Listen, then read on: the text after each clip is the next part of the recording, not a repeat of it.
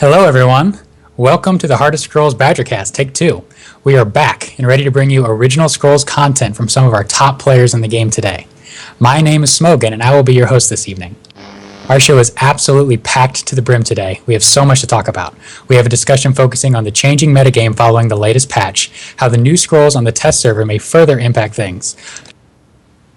We're also going to talk about mulligans, and finally, we have 2 new Scrolls to spoil from Mojang themselves. Of course, we're going to make you guys wait until the very end of the podcast for the spoilers, but you probably saw that coming.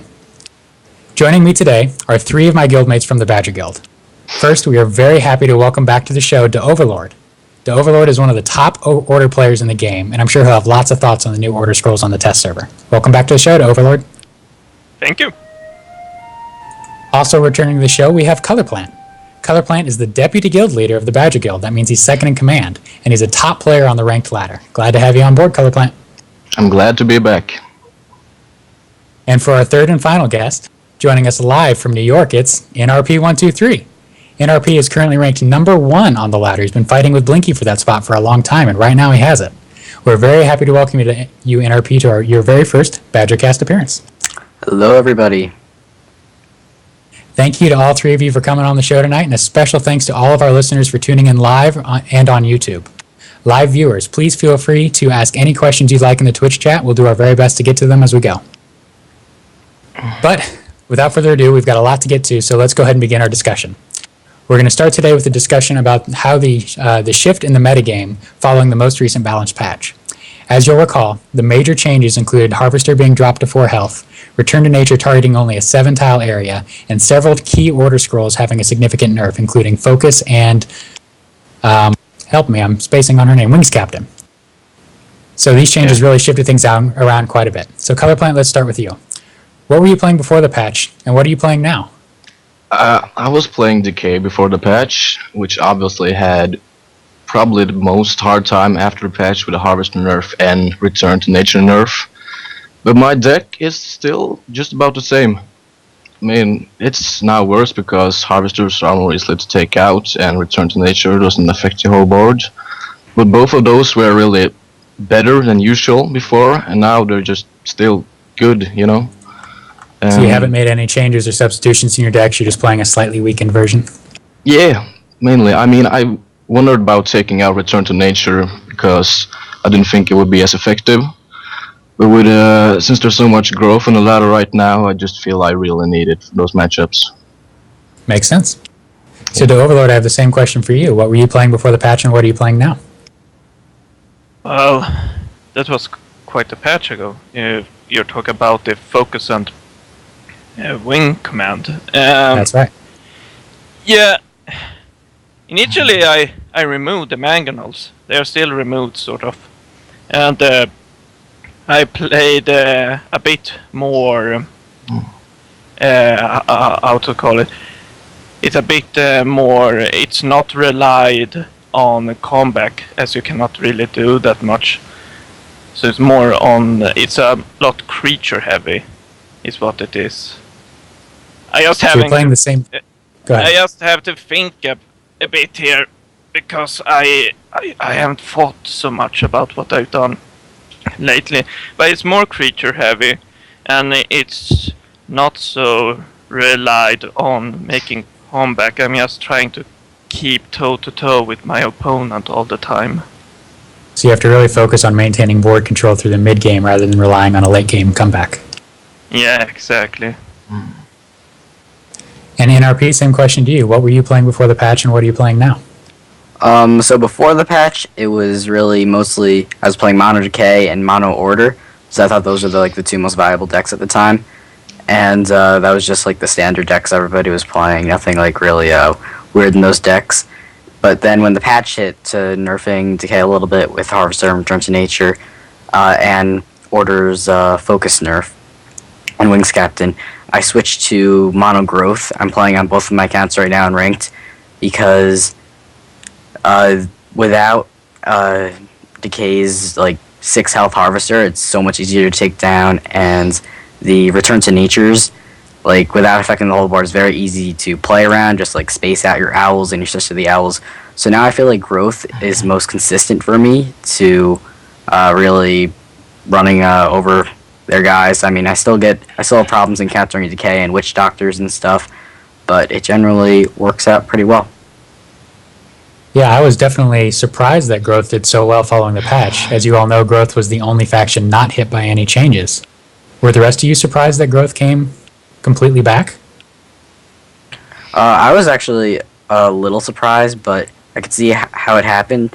Well, Growth didn't really have any in the patch. I don't think it had any real buffs or nerfs, but like I thought that energy would be buffed because it had the Scout Automaton was getting buffed and the Greyblock Outcast.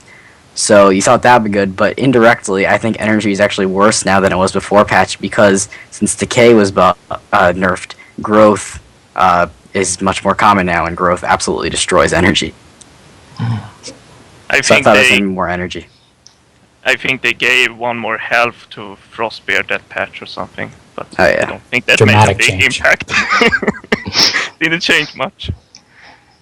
So yeah, that's a good point you made, NRP, that energy was sometimes being played as the counter to growth, or I'm sorry, as the counter to decay, especially the structure heavy variant.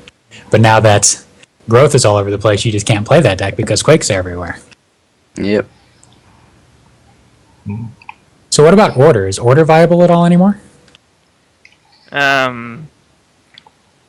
the moment, I would say yes, although I think they are perhaps a little bit weaker, but it's not in the extent that it really makes a huge difference in the matchup. It still comes a lot to the player. I think if I was just a better player, I could easily be contesting in the top 10, but I often make bad decision making and place my units wrong and stuff, so I always drops down. But what I'm feeling, they can still compete, and I'm also thinking people, including myself, I'm not saying everyone, I know some out there who didn't, were a bit hasty with removing the mangonels. They should have a place again in the deck, and I'm trying that out. I think, and that might change things again. But they are in a rough spot at the moment, but they are definitely viable. Well, it's good to hear that you feel like they're viable. Is there anyone besides yourself that you know of that's playing them consistently in the top 50 or so? Well, I was checking before when someone said that I was best, and I doubt that I'm not the best. And I found disease. He's not spelled like a disease. He's spelled with a Zeph or something. Disease. He's playing consistently Order and is high up there. Who more is? I don't know, but there should be more. I face them from time to time, and I know some of our people play from time to time Order, and they're doing fairly well. We have Blink in his alt account. He's not doing too bad on it. So it's possible, but people have to think a little more carefully about their deck construction. They can't just include all of the best stuff anymore. They have to really think about whether they want mangonels or not.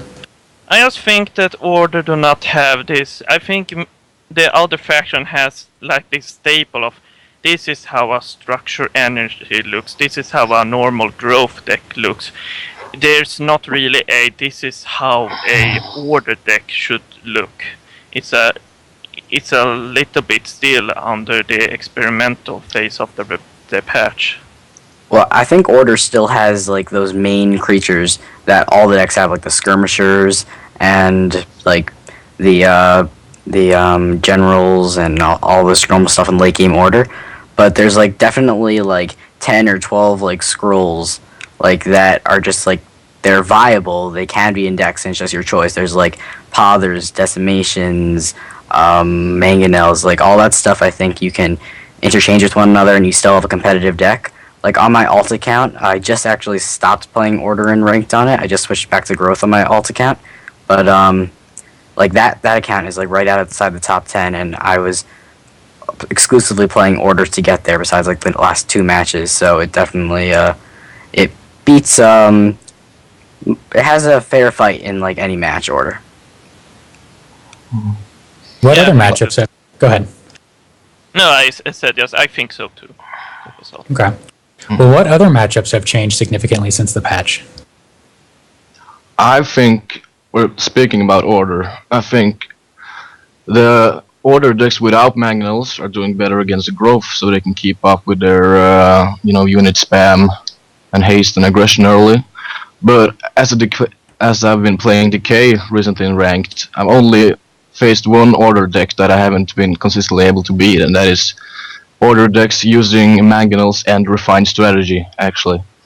Because the biggest way for order to get back against Decay was just Mangonel speed focusing their Witch Doctor lines with, maybe Oblivion Seeker or Cursemonger on the side, so it wouldn't even get husks from it.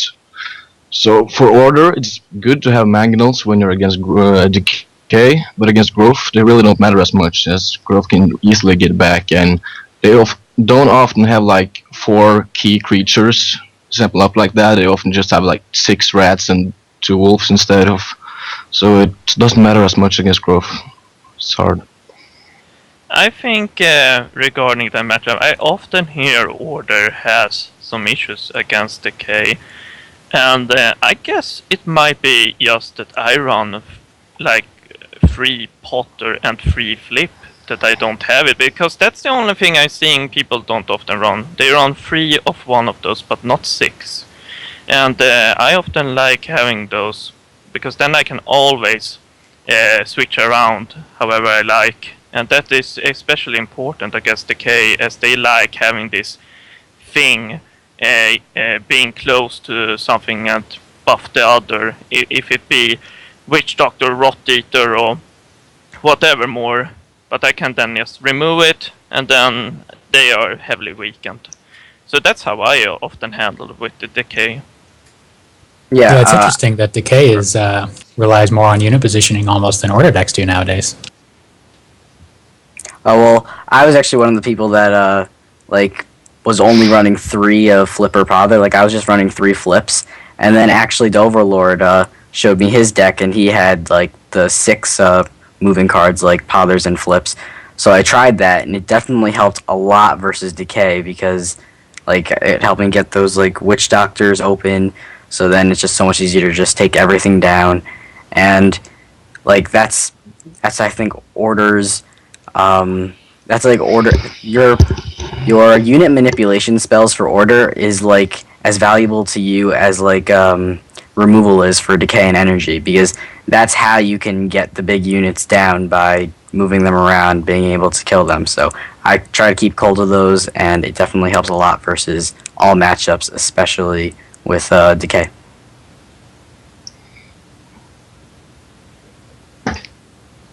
Well, that's definitely Order's unique mechanic that no one else has. And then back to your original question with what matchup has made changes. I think one of the most obvious ones that we have not brought up is the Growth versus Decay. Growth got shit on before, but for some reason they can keep toe-to-toe with Decay now. I am not expert on that matchup, but that's what I've seen and heard. Well, that's basically because the 2 cards that was strongest against Decay has been nerfed, which was Harvester, because even if you had a Harvester, the only like board manipulation spell Growth has is Rumble, which not a people use, and it's not really consistent. So you would just have to get through, lines of creatures to get to the Harvester, and in that time he would have been able to attack and get to the board back. And Return to Nature is now not as good as it was, because you can play around it. So Growth really got those 2 places where they lacked and got better there. So they can keep up, if not even being better in that matchup right now. Would you say that Growth is favored now? It used to be that Decay was such a huge favorite that people would quit if they saw a Decay player on the other side. I'm not really sure. I think it's just about 50-50 right now. It's if Growth gets a slow hand, then it's just in Decay's favor from the start. If Growth can't get anything out before turn 4, turn 5, and Decay gets like a Reaper, Tribesman, Black Bear out before that, then it's pretty much in Decay's favor. It's really just about the draws right now. And just when we think we've figured out the new metagame, Mojang is going to drop a bunch of new scrolls on us. The test server was recently patched with 28 of these new scrolls, about half of the upcoming Rebellion set. Many of the scrolls to me seem pretty powerful and I feel like they're going to have a pretty significant impact. What scrolls do you all believe on the new test server are going to have the largest impact on the competitive scene? Well, I was very surprised at how many good growth scrolls I saw, because I thought it was just going to be like Decay and Growth, like kind of like the really good factions right now wouldn't have gotten as much like reliable scrolls after patch. But I really like the new Growth scrolls, specifically Striped Fangbear and Culling the Flock. I think that's what it's called, because Striped Fangbear looks like it's going to be a creature that's going to be in every single Growth deck, because it's like Ducal Skirmisher with +1 attack and +1 health. I think that's what Doverlord said like the other day, and he's right. It's pretty good. Yeah, unless you guys have ideas for a deck that doesn't involve a human, I feel like we're going to see a lot of this bear. Indeed, that bear is like that conditional thing. It's not. It's almost not conditional. I would say it should be on 99% of the times it's on the field. So it's a damn strong scroll. That's for sure. The time where I have seen the conditional come into play when I've been experimenting with it is when you're actually going for a board wipe off of a rallying. If you have the Fangbear in the back and you kill all of their humans first, then all of a sudden he shrinks and loses Relentless. And sometimes I've gotten myself in trouble there. So players are going to have to be careful on their positioning and knowing the timing and the mechanics of their attack when they're wanting to use this scroll. And I think that's interesting. Well, with his 5 health, he might actually be in the front most often, because he's a big beefy unit, so he'll probably... I don't think I'll be running into that problem too often. Is like, if he's usually one of the first ones to attack in the front row, being a 5 health unit, like the humans will probably still be there. That makes sense. It's not very expensive to drop him and then a rallying on the same turn, only 9 growth, and growth usually gets that high. You should say that his character model has also been changed in a recent patch to the test server, which you can see on a stream right now. He has gone to the doctor and gotten his legs fixed. I see that. Yeah. That's nice. Yep. Some other growth scrolls that are making some waves are the new Vengeful Vetter, I believe it's called, the 2-mana 2/2 that has the pillage effect. Do you guys think that you'll run that in your growth decks? I think I will. It's because I mean, I know that it dies after. I think it has the it is destroyed after you get like 2 growth from it, so it can't like really be used like that well. Just it's not going to give you growth the entire game. But if you can get this thing out on like turn 2, you're gonna have like more growth to work with early on. And right now, not everybody runs the normal Vetter of the Wild right now, but I do, and I really like the normal Vetter, and I think this guy could be replacing the normal Vetter because it gives you permanent growth, and you're not like your growth is not relying on this 1 health creature that dies to almost anything, and this guy will give you permanent growth as long as you get hit an idle early on, which is often because he's a turn 2 creature if you have him, and your opponent might not have anything to block the idols with. And I'm not gonna say that this is a combo that people will start to run in meta, but it was interesting. I faced an opponent in the test server who used Vengeful Vetter and put it behind or close by a Druid Burial Ground. So that became an issue, as I had to kill it somehow, as it just got healed. But I'm not sure if people will run Druid Burial Ground for that. But I believe there's ways to keep it alive. You can also, as I saw someone else do, someone else used some kind of, I don't remember if it was Oak Blood or something else, but something to give it health. And that is definitely worth it if you know you can keep it alive. I think Dryatic Power might fill that role really well, giving it the I extra think attack so it's tougher to block, and also 3 extra triggers on its ability. Yeah, I think it was Dryatic Power the dude used on me. But Could that also But that Could also means be the you can't- new- and that's Go kind on, of Lulu. an issue. Could also be the new Verdant Veil scroll, the one that gives +3 health and untargetable by spells and enchantments. Could be That's a a good good thing to point, put too. on it. Oh. Yeah. But So moving on. Go ahead. yeah, definitely. Vengeful Waiter, I would be surprised if it is not used because it's cheap. It gives good value. You just need to hit. Honestly, you get 2 chances with it alone to hit an idol, and one hit, and I would say it's worth.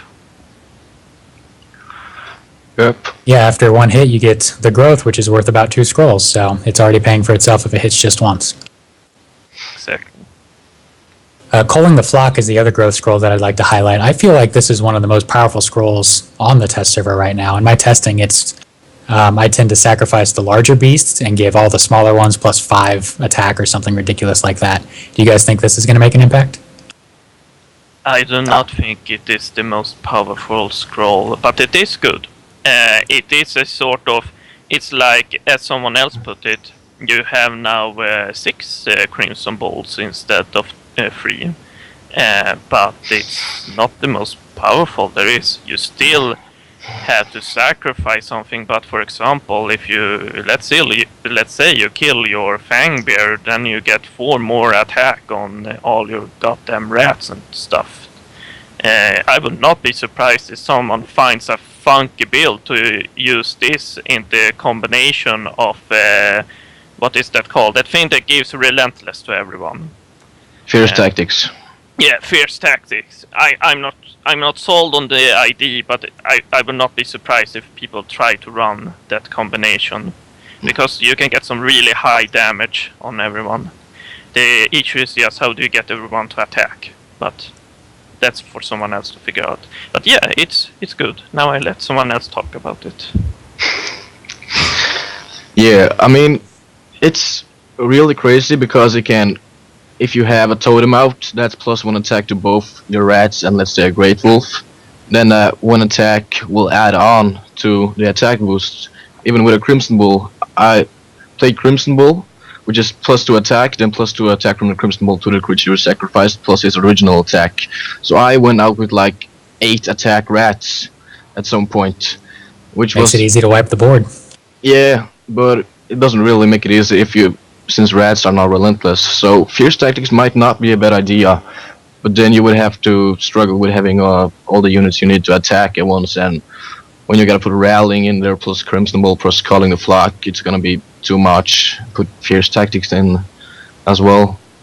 But it's great for some really big damage boost on attacking units.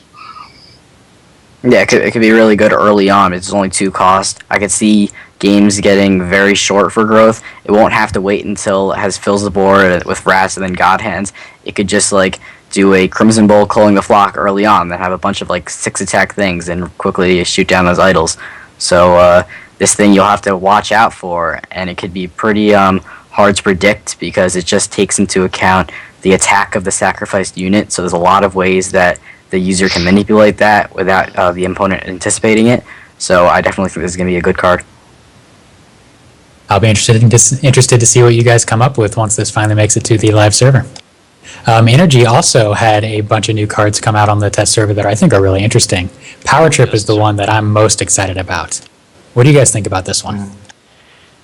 Well, they recently changed it the way that it was before.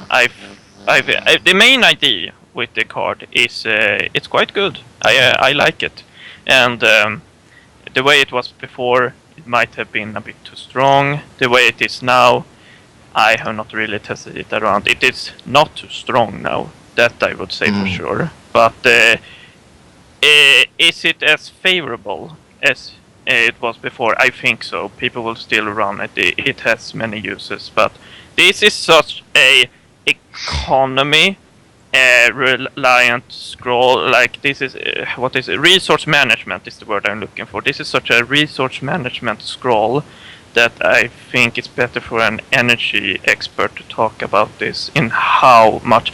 Like people are saying that it will affect the late game, but I'm not seeing how it affects the late game badly. I think they said it badly. Anyway, I give it the word to someone else for this. Well, I could talk about it. For the people that haven't heard about the new change to Power Trip, well, it's on test server right now. But the basic change that it no longer doubles your resources. It gains you +6 and it costs 3. So the thing this changes about it is it's not as good late game because you won't get more resources the more resources you already have.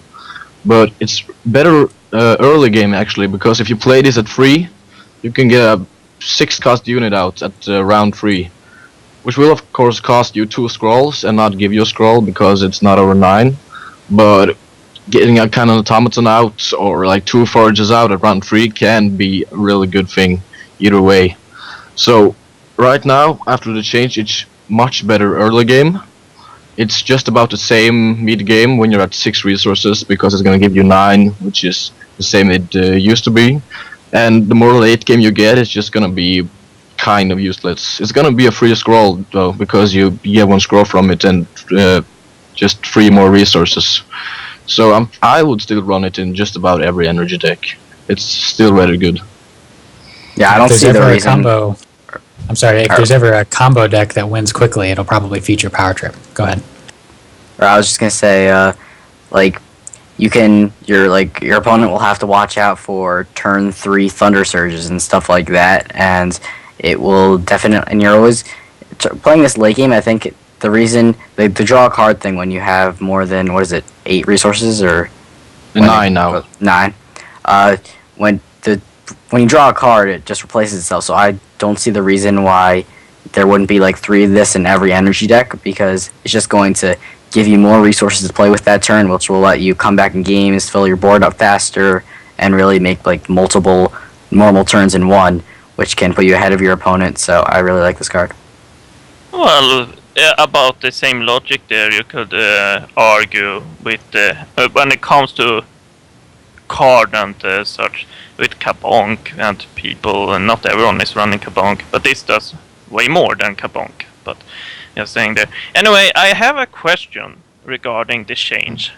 Is that because I don't know how much people use this as a combo together, but that I think he's called Tempest Runner. That dude that looks like a steampunk guy. Yeah. Does this change affect the way you play him in any big way, or is it not much affected? Because I know people use the Power Trip to really use him well. I really don't think it's gonna affect him at all, because Power Trip now is just gonna give you 3 more resources. So if you need 3 more attack on him, of course it could be good. But if you have that much that you can draw a scroll, I don't think it's gonna be comboed really with each other. I think NRP. Any thoughts? Well, I think it definitely was going to be comboed more before the patch to what's called again, the energy thing. Tempest Runner. Yeah. No, the resource. Power Yeah, Power Trip. Before Power Trip was nerfed, I think this would have really good synergy with Tempest Runners. You could give this guy a mammoth attack and just wipe through everything with a piercing projectile or something. But with only +3, I mean, I think that Power Trip will be in almost all energy decks. I don't know about this Tempest Runner guy, but I assume he'll be in a bunch of ranged ones and stuff like that. So if you have that in your hand, it could be a focus with card draw, because you're getting +3 attack with that guy, and you're getting the card in the late game. So it's definitely going to be something that I think it will be a combo, so to speak, if it's in your hand, and it's going to be decent, but it's not a big thing to watch out for. So what are energy decks going to look like after these scrolls come out? Automatons. The automatons are going to be really good. All those, you should look at the Replicaton. That one gets +2 attack for every spell your opponent plays. That's the Echomaton, not Replicaton. Echomaton. The Replicaton's the other one. But Echomaton, yeah, it gets +2 attack for every spell. And I was playing with that on the test server, and it gets really big really fast, and your opponent has to deal with it. So I really like that guy. I Yeah. wonder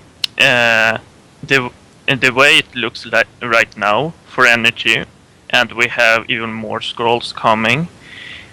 Do you think that energy will run into the first world problem that they have too many good cards, so people will not be sure what is the best of the best, and they will deviate some in the decks?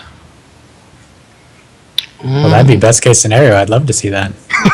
Yeah, that would be a good thing. Definitely. I'm not Yeah. sure though. Really, I'm not sure because we have like two type of energy decks right now. It's the ranged one and it's the structure one that goes like full on structures with just removal and Solemn Giant as a win condition. Right now, as it looks, we have a lot of good new creatures actually, and that's what energy needed. So, but since we have the best structures as game in the game as well, I think some sort of hybrid version with like 9 structures and up to 20 creatures and the rest as spells and enchantments is gonna be probably the most popular energy deck. Yeah, I agree. That 3-drop Boom Reaver was just what it needed. And for Let's not Blinky's talk sake, about it. will any of these decks run Electrify? Nah, Of course. sorry about Yeah, that. I don't think so. Well, Yeah. maybe in like structure decks where, well, maybe I think Blinky's gonna run in his structure deck, and I could see it doing like a lot of damage, but for the only 1 damage that each structure does, I don't think it's going to be much of an impact. Like, To sure, make you could hit like the first unit on each row or an idol. Unless it's a not stupid like, memorial deck that has 15 memorials out. to Yeah, that to could be give cool. my prediction, what might be, unless the memorial deck actually becomes a thing, my guess is that perhaps there will be some kind of way to combine decay and energy and use it with the curses to increase the damage output it gives, and then you have a bunch of structures. But I'm not sure about that one. But that is the only combination that I can really think of on top of my head. Hmm. Well, we've talked quite a bit about growth and energy and ignored the other 2 factions on the test server. Well, they are not let's- important. Let's hit up Order. I know there's not as much exciting to talk about for the Order Scrolls right now, I but let's am see the what... only one who sees potential in these cards. Everyone just trash talk about. Well, here's your them. pedestal. Here's your chance. Make your case. All right, but I'm not gonna lie. Most of them is not up to snuff. But I do see. Let's see. Let me just do so I can see them. All right.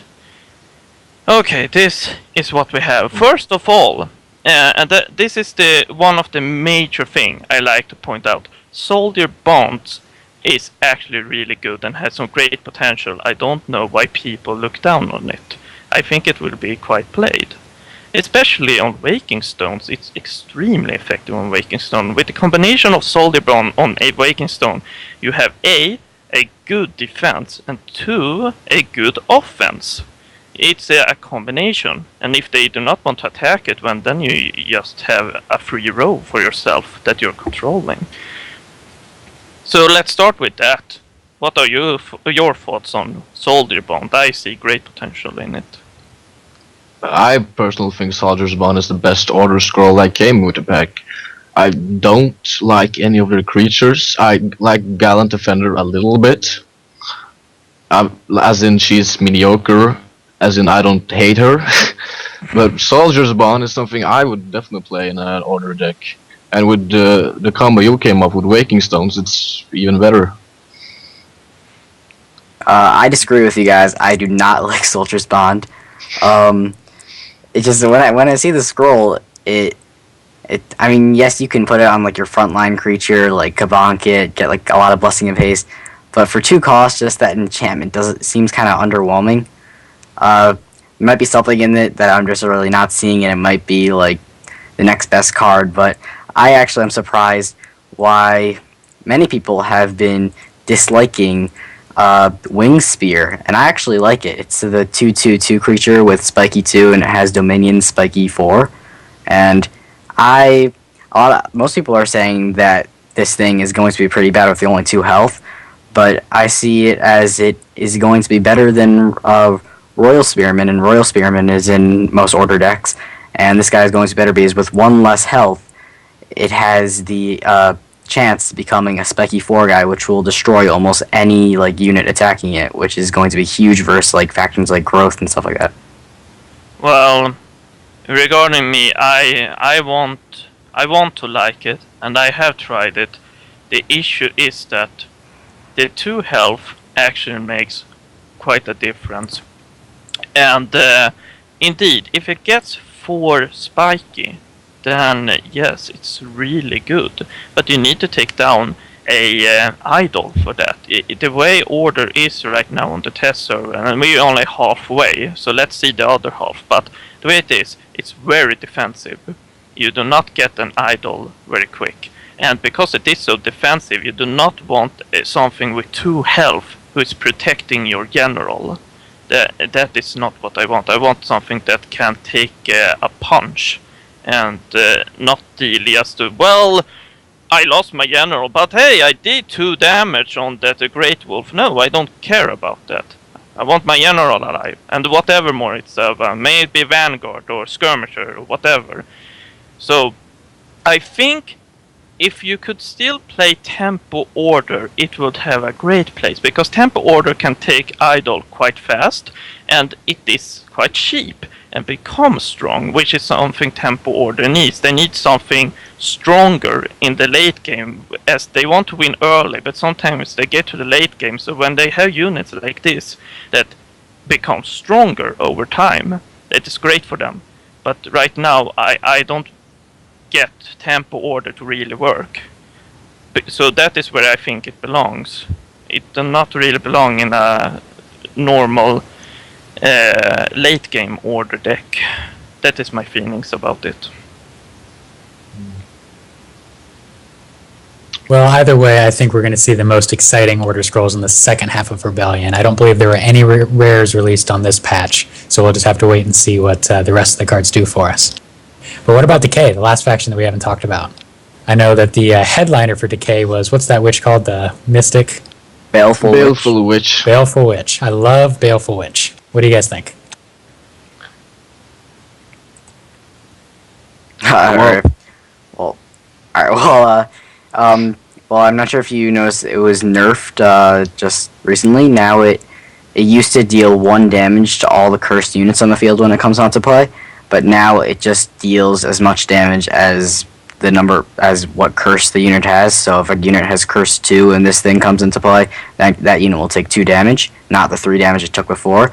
So I think that was very significant, because a lot like we were just talking about with the Wing Spear, the difference between 2 and 3 health is like very important, because 2 health dies to so many things like Soul Steel, Spark, all that stuff.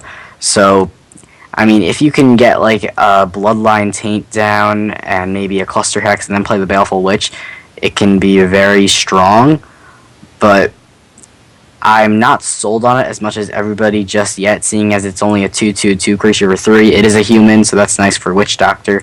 But I'd like to see a lot more curse in the meta until I really love this thing. I would say think of it as a Mangonel NRP. It has 2/2/2. And that makes it not the greatest, but the effect it does is the same like Mangonel, with that it makes up for it. If you can use it in a good curse combination, it can be really good. At least it was really good. Now I will put it as it's good, not really good, but good. If it is worth in having a deck, I leave that to the Decay player. I will test it around, and so I think many will do. Then it's just up to, do you want to run it or not? I don't think it's a must card, that's for sure. Yeah, because if you run her, you're gonna have to run some kind of curse cards, which the top Decay decks right now don't really do. Some might run Bloodline Taint, and Bloodline Taint is really the only combo you can run her with instead of Curse Hex, but its Curse Hex really is not that good. Because if you Iron Bile and Baleful Witch right now, it's just a really expensive Frost Gale for 2 cards. Before it used to be a Quake, which is much better at all, but with Bloodline Tank it's great against Order. It can be very good against Growth. It's not good against Energy because it has cursed creatures and not structures. And it can be good against Decay because they have a lot of humans. But right now she's just good. She's not overpowered or anything. She's just a great card, but she has to be comboed with something to be great.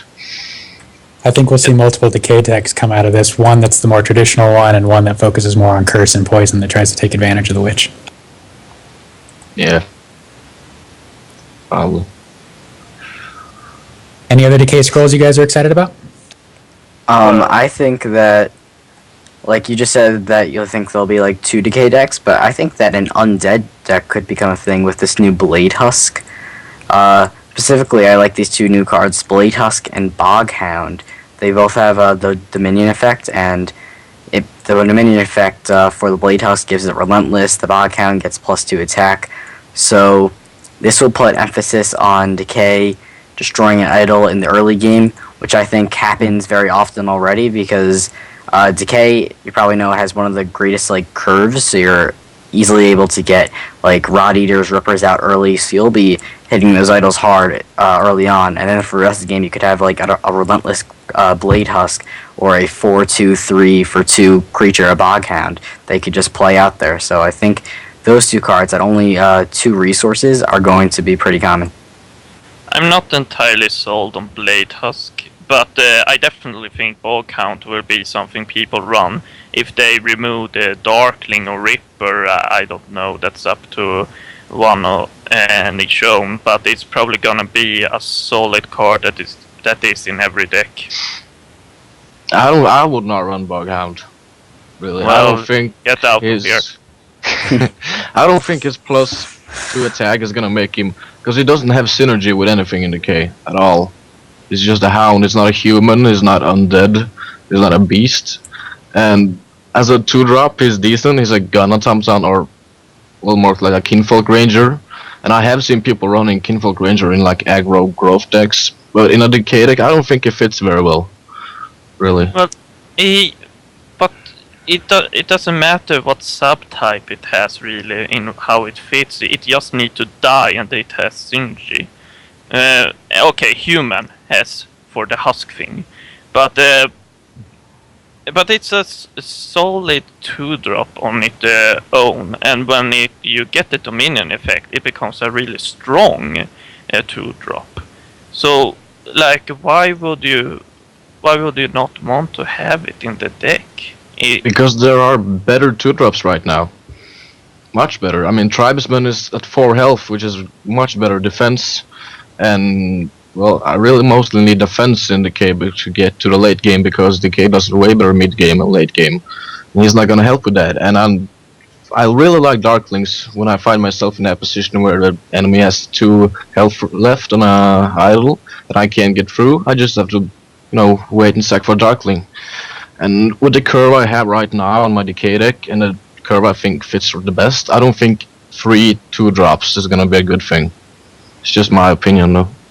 Well, I think we will see a lot of ball counts. That is my feeling about it. It'll be interesting to see either way. Another change that's come to the test server just recently is the first sighting of Mulligan in this game. Yeah. Many fans have been hoping for Mulligans for quite some time, myself included. In its current version, each player has a chance to throw away their entire starting hand, and I think even the next card, shuffling it back into their deck and then drawing a brand new hand. You get to do this exactly once before your first turn, and there's no card penalty like in Magic the Gathering or anything. So what do you guys think of this Mulligan system?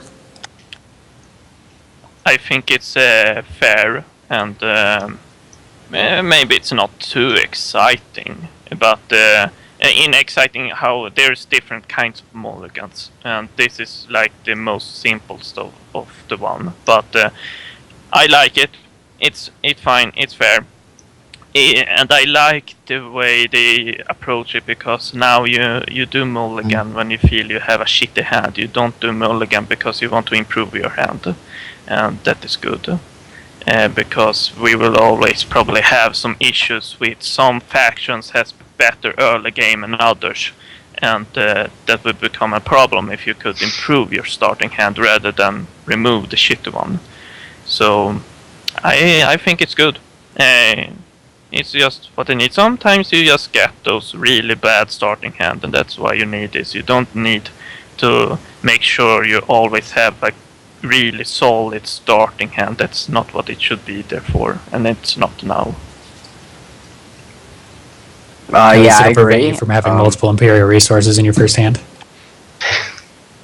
Well, yeah, it'll help for that when you get that like terrible starting draw and you want to just reset your hand. But it will also. I'm very interested to see what people are going to consider a good hand versus a bad hand. I think it will separate more skill in the game, where it's like I feel like some players are going to like think that their hand is not that good, but meanwhile it's decent, and they mulligan and they use the mulligan and then they get a worse hand. So I think that just adds more skill into the game, and it's also you're going to have 2 tries to get a good hand, so it takes away a little bit of the luck, and I think that is overall just going to be good. Yeah, I mean, it can't do anything bad to the game right now. You're probably gonna get a better starting hand when you have a shitty one. It's just a real improvement. It's gonna make people's lives a little bit better.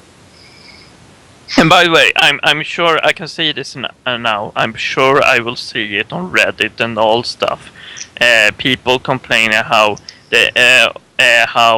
even when they did mulligan, they got another bad starting hand. Look, if that's the case, I think it's something wrong with your deck. It's not the luck in that scenario. Yeah. I mean, in theory, it does reshuffle your whole thing right back and reshuffles it again, so you could end up with the exact same starting hand that you mulliganed if Yeah, you're really, really unlucky. And I could, for once, win from those damn whatever they're called, win $1 million and that kind of stuff. What? I don't remember what it's called in English. That's how good I am. Anyway, Something. let's- Go ahead. No, I say anyway. Let's move on. We had a question in the chat. Do either any of you that have played around on the test server know about how long you have to decide on the mulligan, or is it something that is just included in your 90-second turn? For what I saw, it is included in your 90-second turn. It's not on pause for you. It ticks, and you have those 90 seconds to think if you want it removed or not. But didn't Makes sense. they make it in the test? I haven't done too much testing ground, but didn't they make it 75 seconds for the moment on testing ground? On test, yeah.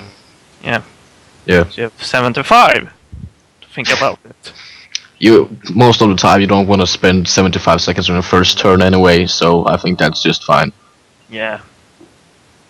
Something that I find really interesting about the mulligan is that they happen at different times. So the first player will have their option of mulligan, take their first turn, and then the second player has their option of mulligan. Is there any concern that you guys have that seeing what your opponent is playing might change your mulligan decisions? And is this a good thing or a bad thing? I think if it is, I think it's quite rarely profitable. I suppose it could be like if I face a growth player and he opens with a Vator, then I could try to mulligan and see if I can get a Kabonk for the next turn. However, I will not say that is really bad, because the one who goes second, I think this is a general consensus among the players. The second player is always at a disadvantage in Scrolls. There's no mechanic in Scrolls really that is helping the second player in catching up. It's always a catch-up phase for them. So it will make from a disadvantage to a lesser disadvantage, but still a disadvantage, I would say. Yep. So it's not Okay. a concern. Would you guys like this mulligan to go straight to live when it's available, or would you rather they make any changes to it? I think it should just go straight to like the testing grounds. Like, I think it's on the testing grounds right now on the test server. So I assume that's where it's headed on the live server, and then if people like it, which I hope people will, then it will probably move to like ranked after that and stuff. But it's going to be very fun to use. Seriously, if people are going to bitch about the mulligan, so they are not implementing it, I need a break from Scrolls community for a while and do something else. Then I'll be back in a month. Well, hopefully people will behave themselves. Yeah. Okay. Now we are ready for what I think many of you may have been waiting for. We do have 2 scrolls that we are going to spoil from the Rebellion set. Now, Lovely artwork. nobody That's the whole on scrolls. full scrolls, I believe. Nobody Yes. on this call has actually seen these scrolls yet, so we are going to have the chance to see the live reaction of these 3 players to these scrolls. So we'll see how it goes. It'll be interesting. Should I stream? So, Ice Cream, whenever you're ready, show us the first one. It's gonna pop up on stream, so we're gonna see it. Yeah, it's gonna be delayed. Or Yeah. reaction.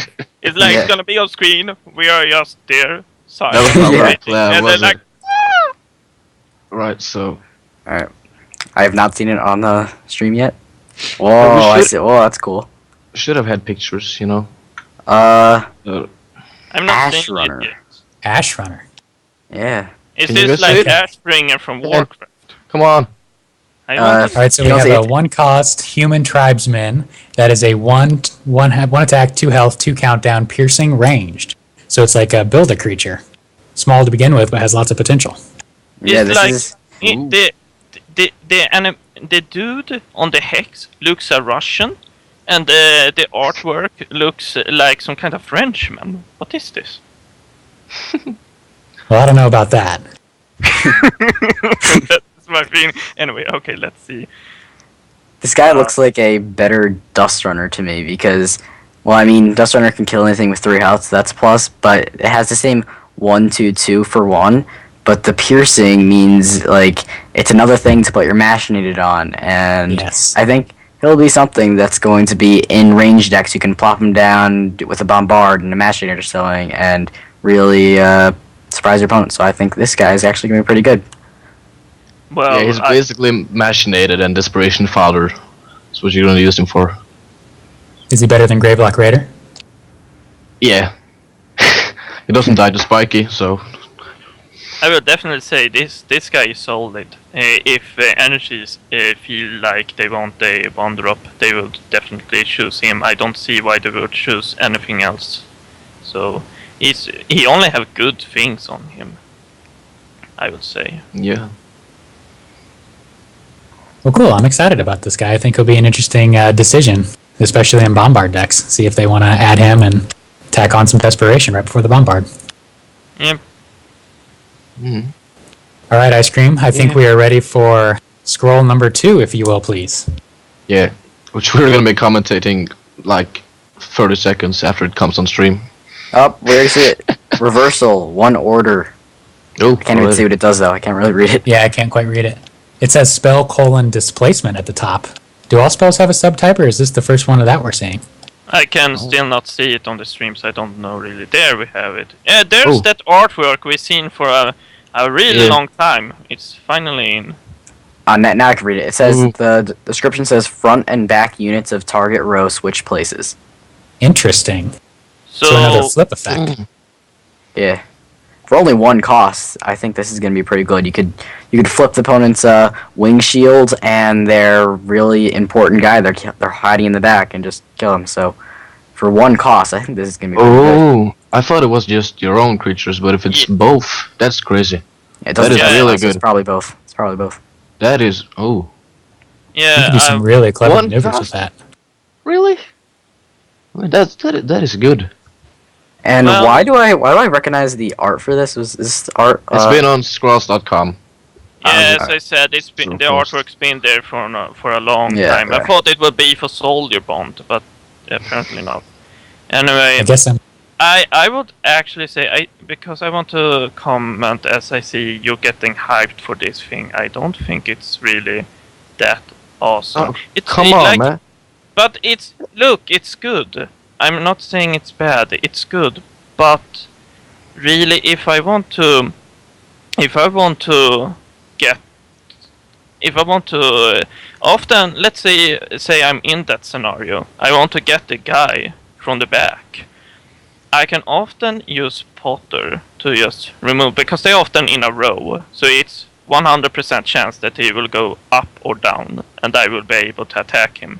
Or I can use Flip, which is always 100% chance. And I don't need 9 cards. So only reason I would want to use this is because I can use it on my own units, like I can do with Potter. And that might have some kind of usage, I don't know. That is really... I would rarely want to make my order units go to the front, that is from the behind. That will be a language skirmisher that I no longer care about, that I want to switch place with. But I don't want my spearmen to be in the back row, so to speak, or whatever it is there. So I think it's good, but not that good. However, what I don't think people really thought about is that it costs 1. This thing you can easily splash if you find something good to splash it with. Ooh. Yeah, good point. So The new Potter. every faction can actually run this, and that could be quite useful for many other factions. They could have great use for this, like move your structures around or whatever. I don't know, but there should be usage for this. Yeah, So I think it will be used, but I'm not too convinced it's that great for order, because I will not switch my Flip or Potter for this one. They still deal the job better. Well, I would actually think I would switch this in for Pother as it stands right now, because with both Flip and Pother, they're both 2 costs. They're both board manipulation. I think this could actually be better than those 2 cards in some cases. Sometimes your opponent has just so many units, there's nowhere to Pother him to, or nowhere to Flip him to, where you can get the kill. So I think that could be used like this. And I was also going to say that now with this card at 1 order and Focus and Blessing of Haste, I could see like Growth deck splashing order, just 1 cost to get focuses, to get this reversal, because Growth needs like some board manipulation. Like right now all they have is Rumble, which as we know is not that good, and some Blessing of Haste in there could make for some nice splash. Yeah. I think this is the most splashable card of the new test server cards that have come out yet. Yeah, I agree with that. Well, you're there to convince me otherwise that I should use this in the order deck. Oh, I will. I will try it out. I try all order cards that I can find and try to make it viable, which often fail. But so I will try it, and I might convince myself it's actually good. But right now I'm not seeing it. I think it's a cool spell, but what I'm more excited about than the spell itself is the subtype displacement. What in the world are they doing with this? I feel How like this is much- going to also go on Flip and Pother, because that's like displacement. Maybe they're going to Pother- add on to that. Potter actually does have a subtype on test server right now, also displacement. Does it Oh, really? Yeah. Yeah. There you go. Well, that's interesting. If they So I wonder if actually- their champion is going to be, whenever you play a displacement spell, draw a scroll or something ridiculous like that.